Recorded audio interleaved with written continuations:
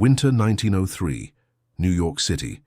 Mary Anderson sits in a streetcar, watching the driver struggle through a snowstorm. The snow is coming down heavy. The driver can barely see through the windshield.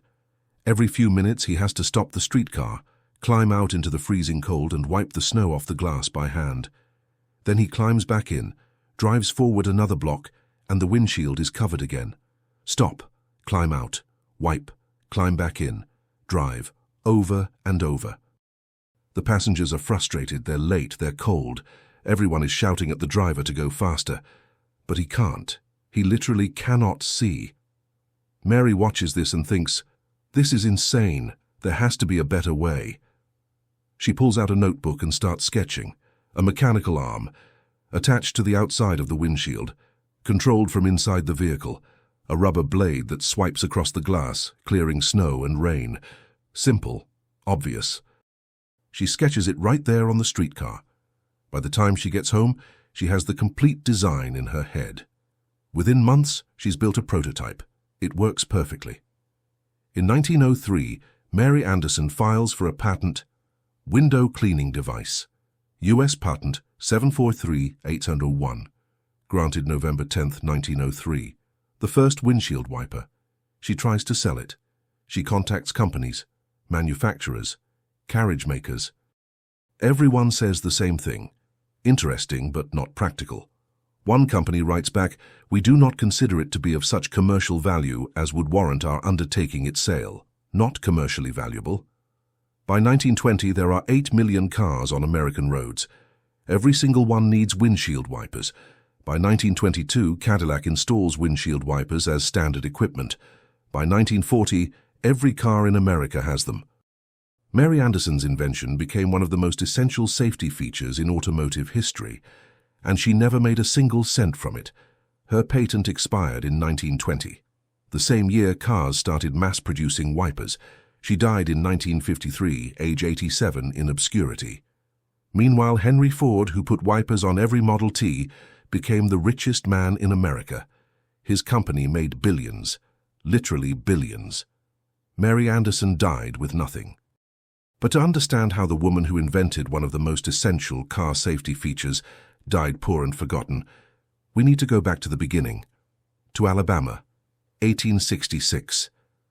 To a girl born into a world that didn't believe women could invent anything. Mary Elizabeth Anderson was born on February 19, 1866, in Greene County, Alabama. The Civil War had just ended. The South was in ruins. Alabama was devastated, economically, socially, physically. Mary's family owned a farm, not a plantation. They weren't wealthy. They were struggling landowners trying to survive Reconstruction. Her father died when she was young. Suddenly her mother was alone with children and a failing farm. Mary grew up fast. She learned to fix things, repair tools, solve problems. There was no money to hire help. If something broke, you fixed it yourself or you went without. Mary learned to go without nothing. She figured things out. She was smart, observant, practical. But she was also a woman in the 1870s South. Education for girls meant basic reading and writing, maybe some arithmetic. That was it. Her job was to get married, have children, run a household. Mary did none of those things. She never married, never had children. In an era where a woman's worth was measured by marriage, Mary chose independence. This was radical, dangerous even. Unmarried women were pitied, whispered about, seen as failures. Mary didn't care. By the 1890s, Mary and her widowed mother moved to Birmingham, Alabama. The city was growing, industrializing. Mary built a small real estate business. She bought properties, renovated them, rented them out. She was good at it. She had an eye for value, for potential. By the early 1900s, Mary was financially comfortable, not rich but independent, and independence meant freedom, freedom to travel. In 1902, Mary took a trip to New York City. She'd never been. She wanted to see the modern world. Trolleys, streetcars, automobiles, electricity, skyscrapers. It was overwhelming, exciting, chaotic.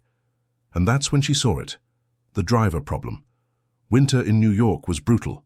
snow, sleet, freezing rain, and every driver, streetcar, automobile, carriage, had the same problem. They couldn't see. Windshields would ice over. Snow would pile up. Drivers had three options. 1. Stop constantly and get out to wipe the windshield by hand. Slow, dangerous, freezing. 2. Drive with the windshield open. Faster, but now you're being pelted with snow and ice directly in the face. 3. Lean out the side window and try to see around the windshield. Absurd. Dangerous. Mary watched drivers doing all three. She watched accidents happen, near misses, frustration, and she thought, why doesn't someone invent something? Then she realized, I can invent something. She wasn't an engineer. She had no formal training. She'd never invented anything. But she understood mechanics. She understood the problem, and she could see the solution. That night in her hotel room, she sketched the first design, a lever inside the vehicle, connected to a spring-loaded arm on the outside, a rubber blade attached to the arm. Pull the lever. The arm swings across the windshield. The blade clears the snow. Release the lever. The arm swings back. Simple, mechanical, no stopping, no getting out, no freezing. She refined the design over the next few months. Built a working prototype with the help of a local machinist. It worked perfectly. She filed for a patent on June 18, 1903. The patent was granted on November 10, 1903. U.S. Patent 743-801, window cleaning device. The application describes a device for clearing snow, rain, or sleet from a windshield, operated by the driver from inside the vehicle. It included detailed drawings, the lever mechanism, the spring-loaded arm, the rubber blade. It was the first functional windshield wiper ever patented. Mary was 37 years old, a single woman, an inventor. Now she just needed someone to buy it. Mary knew she couldn't manufacture windshield wipers herself. She didn't have a factory, didn't have capital. She needed to sell the patent to a company that could mass-produce it. So she started contacting manufacturers, carriage companies, early automobile manufacturers, streetcar operators. She wrote letters, sent diagrams, explained the invention. The responses ranged from polite dismissal to outright mockery. One company replied, "We do not consider it to be of such commercial value as would warrant our undertaking its sale." Another said windshield wipers would distract the driver. A third claimed that drivers preferred to stop and wipe manually because it gave them a chance to check the vehicle. These were excuses. The real reason was simpler. Mary was a woman. In 1903, women couldn't vote, couldn't serve on juries, couldn't open bank accounts without a male guardian in many states. The idea that a woman could invent something genuinely useful, something mechanical, was laughable to most men. If a man had invented the windshield wiper, he would have been taken seriously. But Mary was dismissed, ignored, patronized. One potential investor told her directly, if this invention had any value, a man would have already thought of it. Mary kept trying, for years. She demonstrated the device, showed it worked, explained the need. Nobody bought it. By 1910, she gave up. She let the patent sit. She went back to her real estate business in Alabama. She thought maybe she'd been wrong. Maybe it wasn't practical. Maybe nobody needed it. She was wrong about being wrong. Everyone needed it. They just didn't know it yet. 1910s. The automobile industry explodes. In 1900, there were 8,000 cars in America. By 1910, there were 458,000. By 1920, there were 8 million. Cars were everywhere, and every single one had the same problem Mary had noticed in 1902. Drivers couldn't see in bad weather. Accidents skyrocketed. People died. In 1916, the American Automobile Association reported that poor visibility was a leading cause of traffic accidents. Drivers were crashing because they couldn't see through snow, rain, and mud. Engineers started looking for solutions, and they invented the windshield wiper, except they didn't invent it. Mary Anderson had invented it in 1903, but her patent had expired in 1920. After 17 years, patents entered the public domain. So in 1920, manufacturers started installing windshield wipers. using Mary's exact design. Nobody paid her, nobody credited her, nobody even knew her name. In 1922, Cadillac became the first car company to include windshield wipers as standard equipment. By 1925, nearly every car manufacturer in America was installing them. By 1940, windshield wipers were legally required safety equipment in most states, and Mary Anderson received nothing. Not a dollar, not a thank you, not a mention in the history books. The companies that manufactured wipers made millions. The car companies that installed them made billions. Mary Anderson made zero. Here's the cruelest irony. If Mary had been able to sell her patent in 1903, she would have made a modest sum, maybe a few $1,000s, and the buyer would have made millions. But because nobody would buy it, she got nothing, and the manufacturers got it for free once the patent expired. She was punished twice, once for being a woman who invented something, twice for being right. Let's talk about what Mary Anderson actually created. The windshield wiper is one of the most important safety inventions in automotive history. A 1980 study by the National Highway Traffic Safety Administration found that windshield wipers reduce accident rates by 40–60% in rain and snow. 40 to 60%. That means millions of lives saved, millions of accidents prevented, all because of a device a woman invented in 1903 and nobody would buy. Today, there are over 1.4 billion cars in the world. Every single one has windshield wipers. The global windshield wiper market is worth $8.5 billion annually, $8.5 billion every year. Mary Anderson received zero.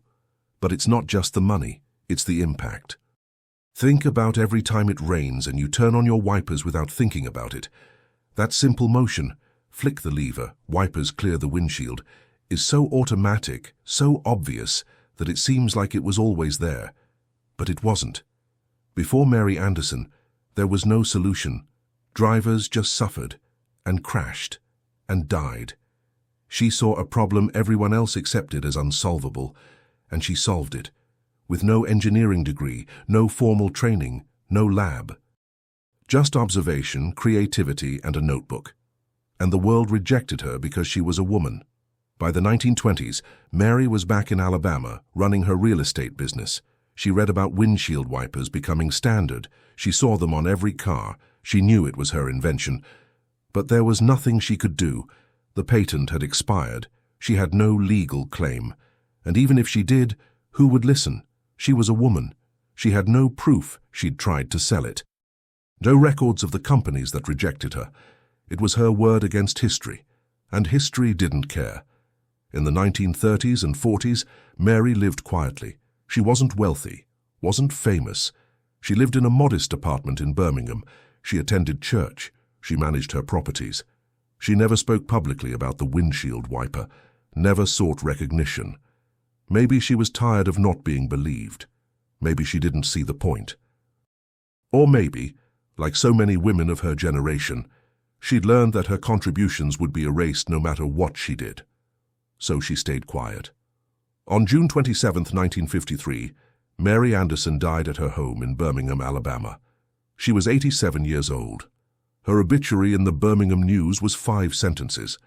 It mentioned she was a real estate developer. It listed her surviving relatives. It did not mention that she invented the windshield wiper. Not one word. The woman who created one of the most essential safety devices in history died, and nobody noticed. For decades, she was completely forgotten. Textbooks about automotive history didn't mention her. Museums didn't display her invention. When people talked about the history of the car, they talked about Henry Ford, Charles Kettering, the Dodge brothers, never Mary Anderson. In the 1960s, a few automotive historians started digging into patent records. They found patent 743801, filed by Mary Anderson, 1903. They realized a woman invented the windshield wiper, and nobody knew. In 1983, 30 years after her death, Mary Anderson was inducted into the National Inventors Hall of Fame. Better late than never, except it was too late. She was long dead. In 2011, her story started appearing in articles. Did you know a woman invented windshield wipers? It became a piece of trivia, a fun fact. But the articles always framed it the same way. She invented it but couldn't sell it because cars were too rare. That's not true. She couldn't sell it because she was a woman and men didn't take her seriously. The articles made it sound like bad timing. It wasn't. It was sexism. In 2019, a few automotive museums added exhibits about Mary Anderson. Small plaques, a paragraph of text, maybe a replica of her patent drawing. But if you walk through those same museums, you'll see entire rooms dedicated to Henry Ford, to the assembly line, to the great men of automotive history. Mary gets a footnote. Let's talk about Henry Ford. Ford didn't invent the car. He didn't invent the assembly line. He didn't invent windshield wipers. But he became a billionaire by putting other people's inventions together efficiently.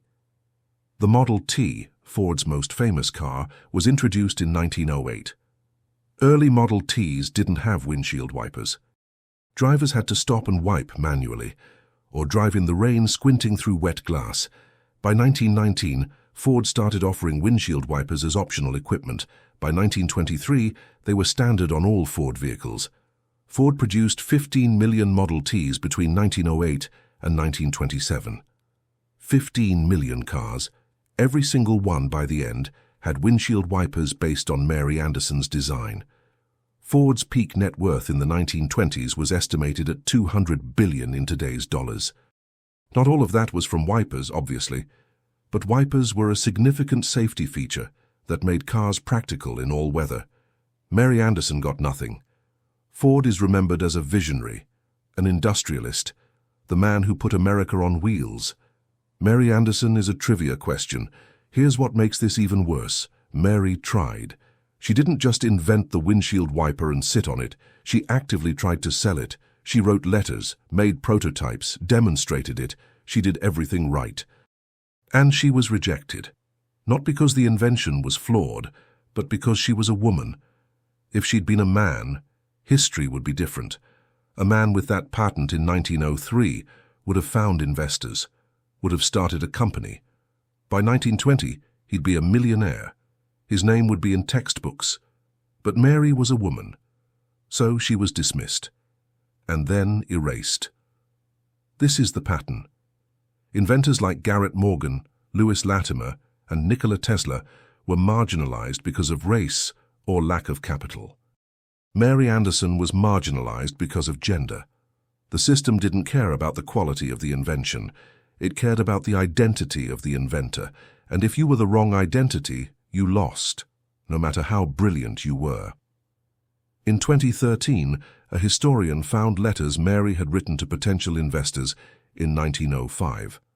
The letters were polite, professional, detailed. She explained the mechanics, included drawings, offered licensing terms. One investor responded, "Madam, I suggest you focus on matters more suited to your sex." Another wrote, "While your enthusiasm is charming, this device has no practical application." No practical application. 15 years later, every car in America had one. Mary kept those rejection letters. She filed them carefully. Maybe she knew. Maybe she understood that one day someone would look back and need proof. Proof that she tried. Proof that she was ignored. Proof that it wasn't her fault. This is still happening. In 2015, a study found that patents filed by women are 40% less likely to be approved than those filed by men, even when controlling for field and experience. In 2018, female entrepreneurs received just 2.3% of venture capital funding. In 2020, a woman inventor sued a major auto company for stealing her design for a car safety feature. She won. The company paid a settlement and buried the story. In 2023, women hold only 13% of patents in the United States. Not because women aren't inventing, but because the system still doesn't take them seriously. Mary Anderson's story isn't history. It's ongoing. Every time it rains and you turn on your windshield wipers, you're using Mary Anderson's invention. Every time you drive safely in a storm, you're benefiting from her genius. Every time a wiper clears your windshield and you don't even think about it, that's her legacy. But you didn't know her name.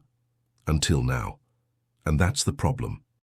We remember the men who profited. We forget the women who invented. We build statues of Henry Ford. We put his name on museums. We give Mary Anderson a small plaque, 80 years after she died. And we act like that's enough. It's not enough. Mary Anderson died poor, not because she wasn't brilliant, not because she didn't try, but because the world she lived in didn't believe women could invent things. And when she proved them wrong, they took her invention and erased her name. She deserved better. She deserved to see her invention on every car in America. She deserved to be wealthy, famous, celebrated. She deserved to be remembered. Instead, she died in obscurity, while the men who used her invention made billions. That's not just sad, it's theft, legal, systematic theft, and it's still happening. Mary Elizabeth Anderson, born 1866, died 1953, invented the windshield wiper in 1903. Patent 743,801. Tried to sell it, was rejected by every company. Patent expired in 1920. By 1925, every car in America had windshield wipers.